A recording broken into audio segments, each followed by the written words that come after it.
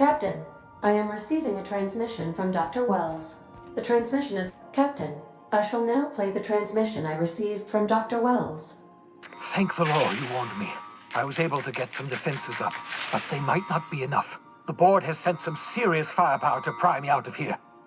They're trying to get in here, and I'm not sure I can stop them. If they capture me, if we can't communicate again, there's something very important you need to remember. The board, all their lackeys, they're all a bunch of swine. Do you hear me? They're fucking corporate swine. You fucking pigs! I'll take you all out with me! I'll never... It would seem the recording captured some rather dire events. I presume you'll want to dock at the orbital lab to check on your associate as soon as possible? How can I be of assistance? See you soon, Captain.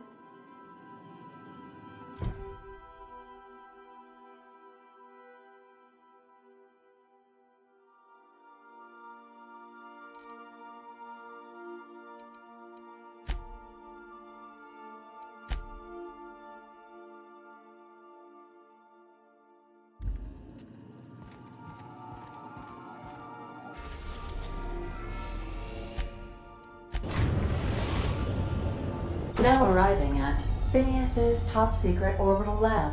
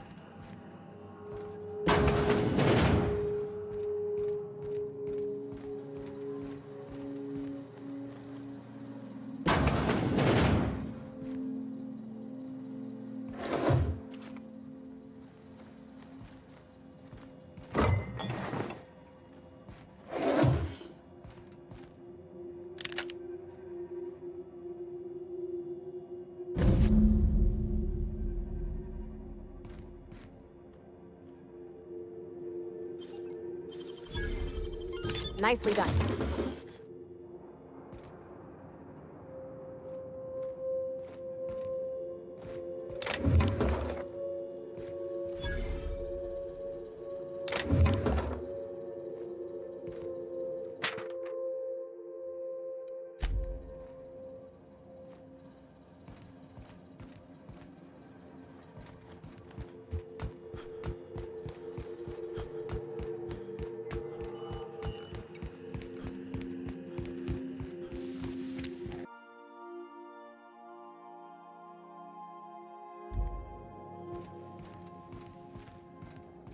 So then I told him, "Oh, Captain, as it appears we may soon be embarking for a maximum security prison planet, I believe the crew would like to speak with you to, as you humans put it, air some concerns."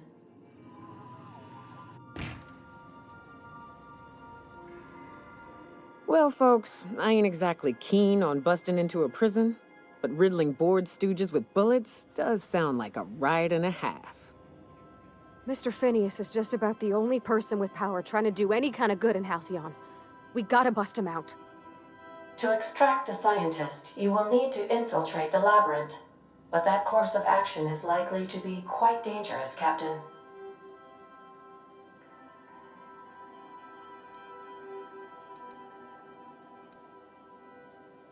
Unit was unable to complete scheduled sanitization service due to the following reason.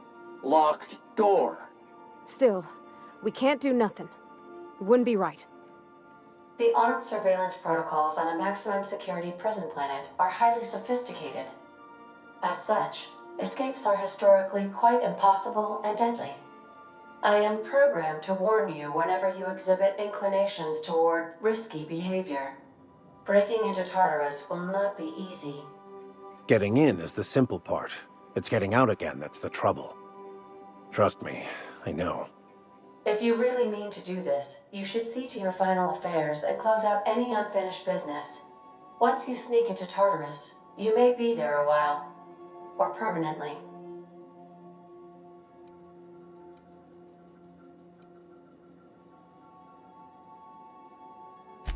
It's the craziest plan I've ever heard. And I mean that as a compliment.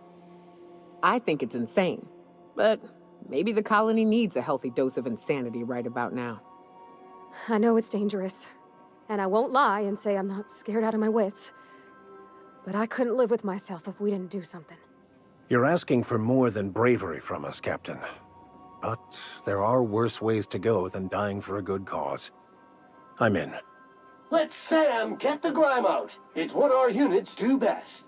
The entire plan is a terrible idea, but I admire your bravado, Captain, which leads me to illogically believe, against the odds, that you will be successful.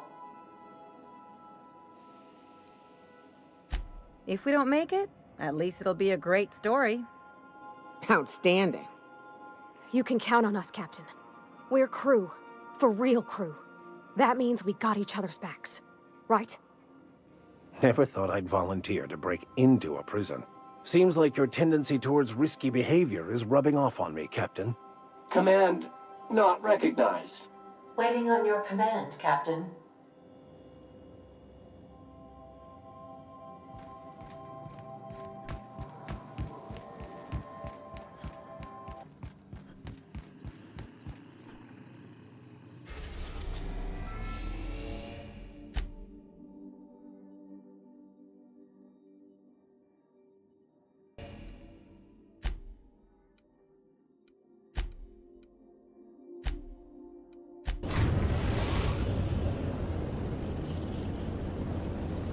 I am pleased to inform you that we have arrived at the labyrinth. Please be advised that the punishment for trespassing is execution. Please be advised that electrical storms on the surface of Tartarus make departure impossible at this time. Resident count is as follows: 3,071. Resident deaths, including but not limited to executions, are as follows: 1,684. Resident escapes are as follows: 0. The interior can be chilly. Take a scarf with you, Captain. I would also ask that you leave your captain's ID with me, in the event that you do not return. I can make the assurance that I will not leave with another captain unless you do not return within 876,541,652 hours. Oh, speak of the devil. Captain, I am receiving a transmission from the prison's docking authority now. Attention, unauthorized spacecraft. This is a maximum security installation. Your presence here is an explicit violation of UDL corporate policy. You are hereby confined to your docking platform until a ticket detailing your crimes has been filed and notarized, at which point your vessel will be seized and you will be executed.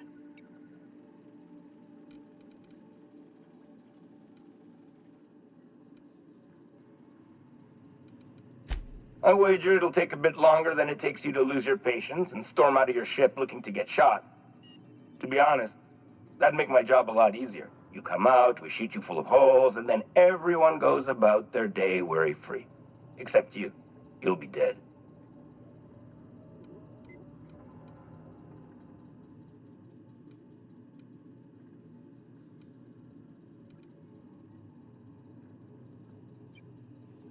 Protocol is important, sir.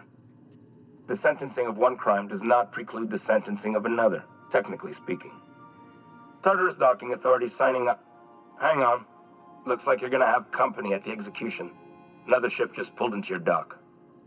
Wait, is that from the Groundbreaker? What the? Pay no mind to that, just have a pleasant day. Transmission terminated. How can I be of assistance?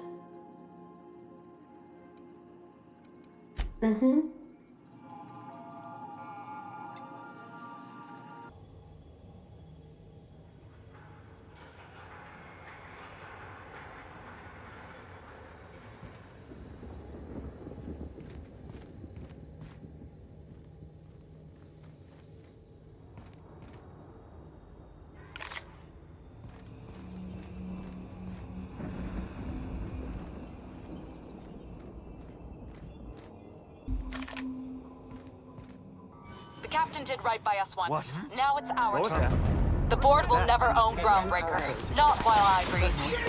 Push on, Margat. Stay down, Hullhead. What was that? Put him down.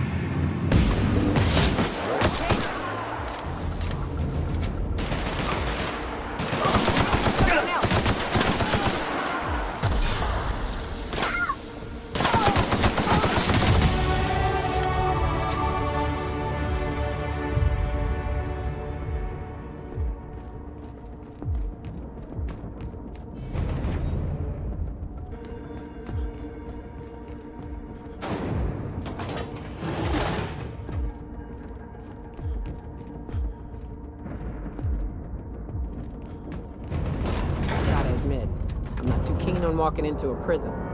They lock me up, I'm liable to kill everyone trying to get back out.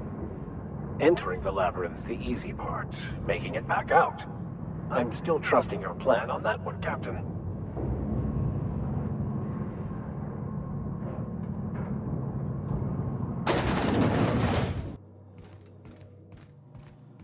I suppose it would be too late to back out now, huh?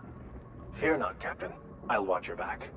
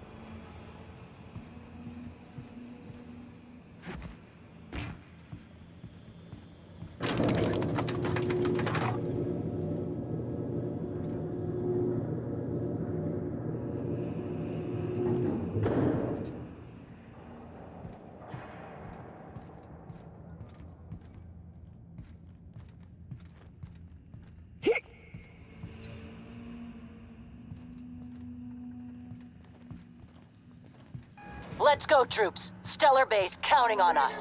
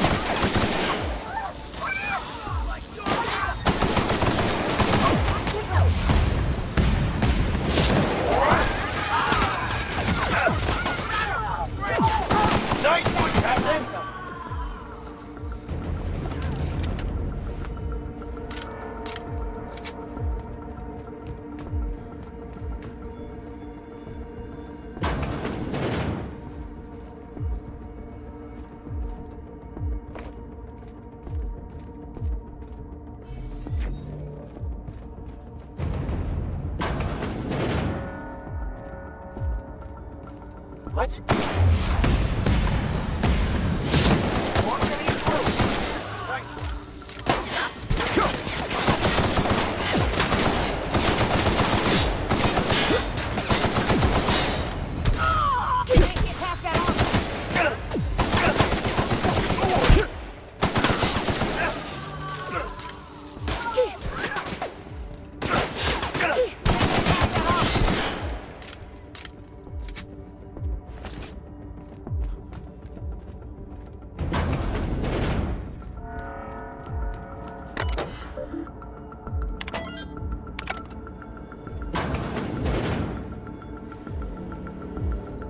Well, look who it is.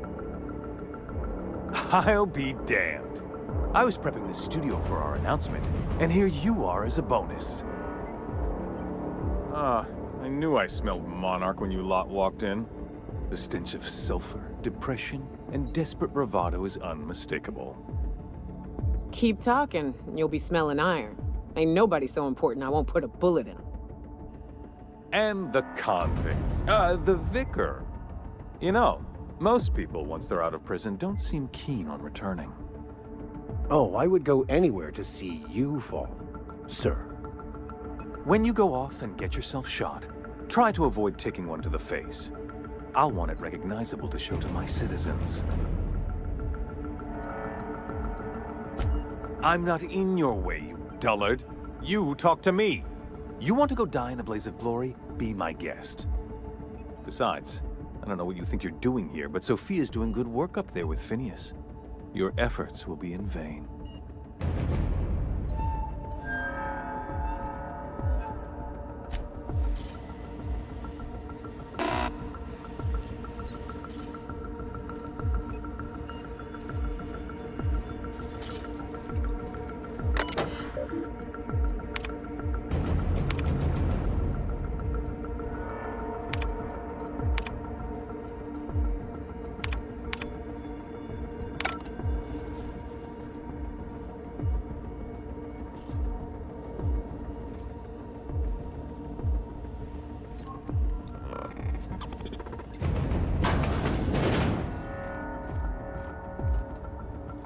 They'll never see us. This is trash!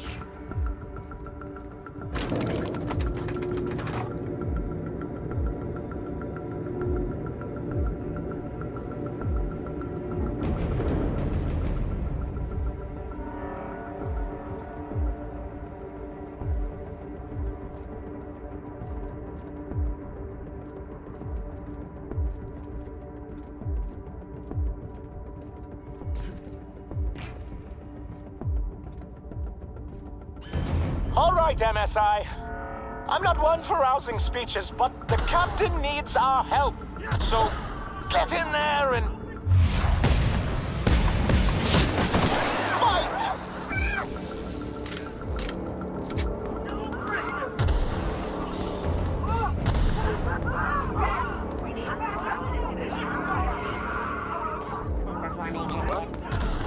Performing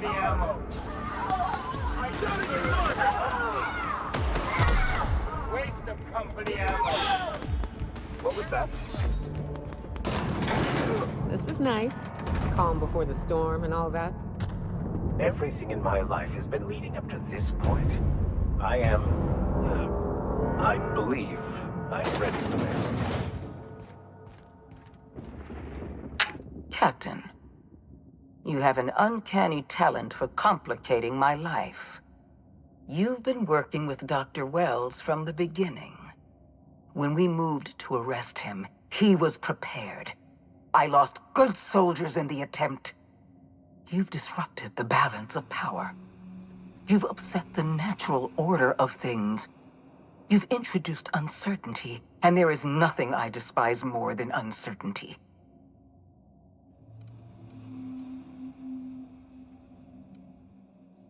Typical. Running your mouth in the middle of a crisis.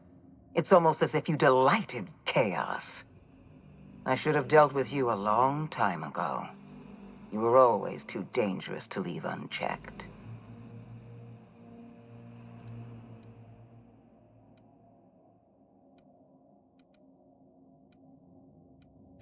I was intrigued by your potential. I believed I could rely on you to help me save Halcyon. I was wrong. Leaving you alive was my greatest mistake, but it is a mistake I intend to correct. I have Dr. Wells in my custody. Once I've secured his cooperation, I can move forward with the program. I can repair the damage you've done. I can set things right.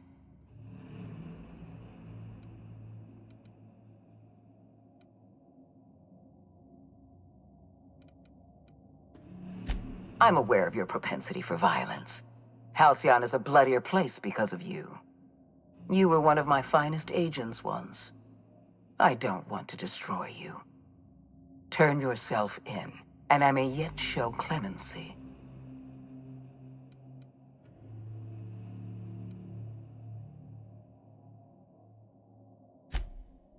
If you insist. This prison is equipped with an automechanical warden. I've had it programmed to eliminate you on sight and rinse your remains down a drain. And don't worry. I will inform Dr. Wells that you died heroically, or something.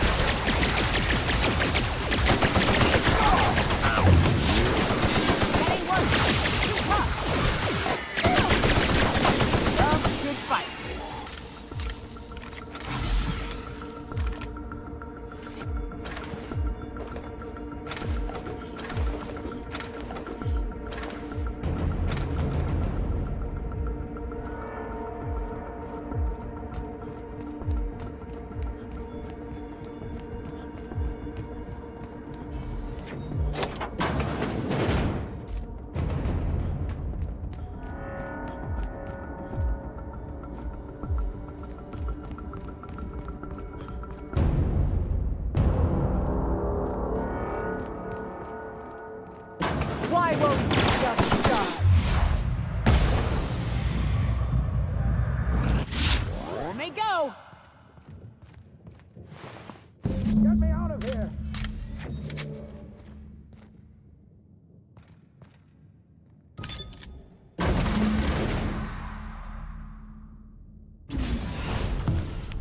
You don't know how glad I am to see you. You did the right thing. Akande was a monster. Her death was much deserved, and long overdue. And you lunatic, you broke into the board's own fortress just to rescue one doddering old man. You are absolutely out of your mind, and I can't begin to thank you enough.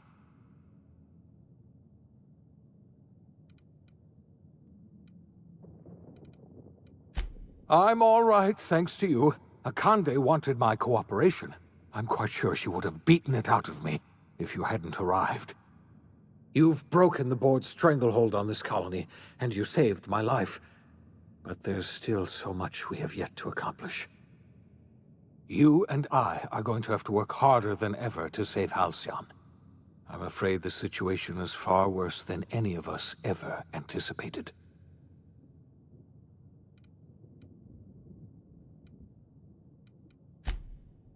Earth has gone dark. We haven't received a single message in 3 years. There's been no communication, no signals, nothing. 2 years ago, the Earth's Directorate's frigate disappeared on their way back to Earth. We don't know what they discovered when they arrived, or if they arrived at all. So we've got to make do on our own. Seems to me that'll make us stronger in the end anyhow. You're quite right. We've got no choice but to make do on our own. Earth is only an idea to us. But that idea is the bedrock the colony is built upon. If people were to find out it's gone dark, the shock could be too much to bear. I don't want to imagine what'll happen once news gets out. Let's just keep this between us for now. We're in serious trouble, my friend. Do you know what this means for Halcyon? We can't rely on Earth for support anymore. We've been cut loose. We're entirely on our own. Yes, we do. You've done a marvelous thing. You've succeeded where anyone else would have failed, including me. We must begin the revival process immediately, starting with the Hope's brightest minds, and then we're going to fix this damn colony, one problem at a time. We're going to need a leader, and I can't imagine a better person for the job than you. What do you say, old friend? Will you help us?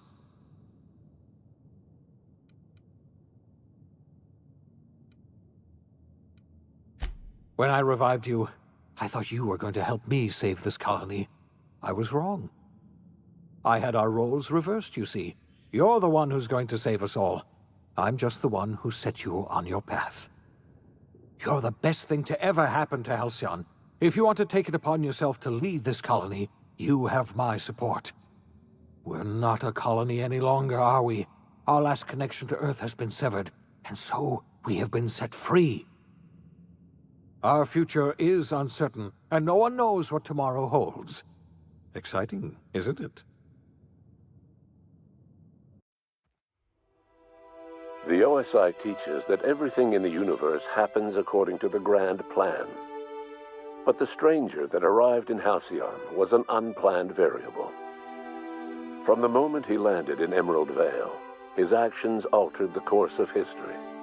The events on Tartarus brought about the end of the board's authority.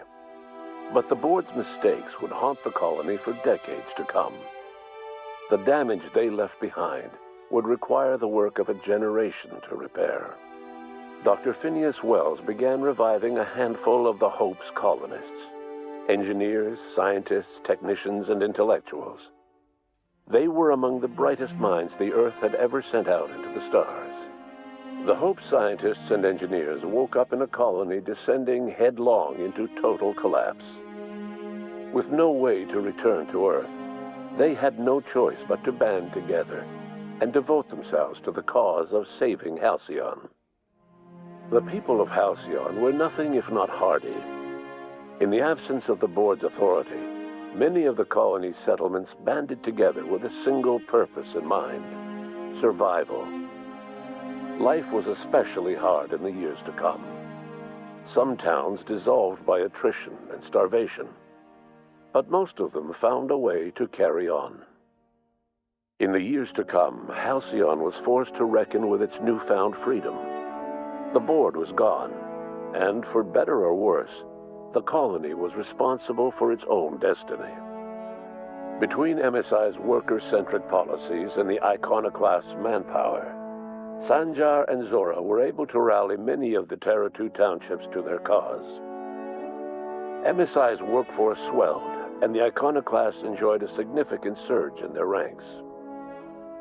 The board was too distracted by infighting and internal politics to stop MSI from becoming a powerful corporation and a refuge for townships that might have fallen through the cracks. Consumed by paranoia, Lilia Hagen took Sublight Salvage in a controversial direction, openly accusing board officials of an extraterrestrial conspiracy. One day, an accident at the Groundbreaker's docking bay silenced her forever. Time would tell if her replacement could keep the Sublight family together. Adelaide McDevitt replaced Reed Thompson as the leader of Edgewater. She and her followers transformed Edgewater in their image. Anyone loyal to Reed was pressured into leaving town, and those who stayed behind adapted to her way of life. Adelaide transformed the old cannery into a new garden. The nearby Edgewater Cemetery provided a convenient source of fertilizer. As for Reed Thompson, it was said that he lasted exactly 2 days outside the walls of Edgewater. Years later, a marauder was found in possession of his hat. Under the leadership of Junlei Tennyson, the Groundbreaker held firm against corporate influence. The ship's mechanical stability gave Junlei the time to educate a promising generation of engineers schooled in her family's traditions. The future of the Groundbreaker looks promising. The rediscovery of the Hope and the abandonment of the lifetime employment program forced Byzantium to come to terms with some uncomfortable realities about the state of Halcyon. While Byzantines were reluctant to surrender the luxuries they'd grown accustomed to, the board's diminished authority gave them little choice in the matter. Nearly everyone had to learn to make do with less. Some even had to get jobs. It was a dark time indeed. Your influence shifted Ellie's perspective.